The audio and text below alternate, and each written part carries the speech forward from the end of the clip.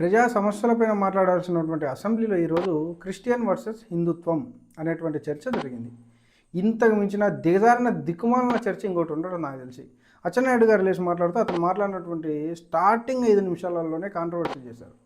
అతను స్పీకర్ని అన్నాడు, మీరు కృష్ణనే, మీ నాయకుడు కృష్ణనే అన్నాడు. నేను అడుగుతాను అచ్చెన్నాయుడు గారిని, ఇటువంటి దిక్కుమాలిన స్టేట్మెంట్ ఎవరైనా ఇస్తారా అచ్చెన్నాయుడు గారు? ఒక స్పీకర్ను పట్టుకొని మీరు క్రిస్టియనే, మీ నాయకుడు కృష్ణ అంటారు. అతను అసలు ఒక పార్టీకి ఆపాదించి మాట్లాడడం ఏంది, ఒక మతానికి ఆపాదించి మాట్లాడడం ఏంది? స్పీకర్ అంటే అందరికీ న్యూట్రల్గా ఉండేటోడు, ట్రాన్స్పరెంట్గా ఉండేటోడు కదా. మీ నాయకుడు ఏంది? ఇంతకంటే దిక్కుమాలిన నాయకుడు, ఇంతకంటే దిక్కుమాలిన చర్చింగ్ ఏమైనా ఉంటుందా? దానికంటే ముందు అచ్చెన్నాయుడు గారు ఒక మాట అన్నారు. ఏంటంటే, స్పీకర్ గారు, నేను ఒక మంత్రిగా మాట్లాడట్లేదు, వెంకటేశ్వర స్వామి భక్తుడిగా మాట్లాడుతున్నాను. వెంకటేశ్వర స్వామి భక్తుడిగా మాట్లాడడం ఏందండి? అది అసెంబ్లీ.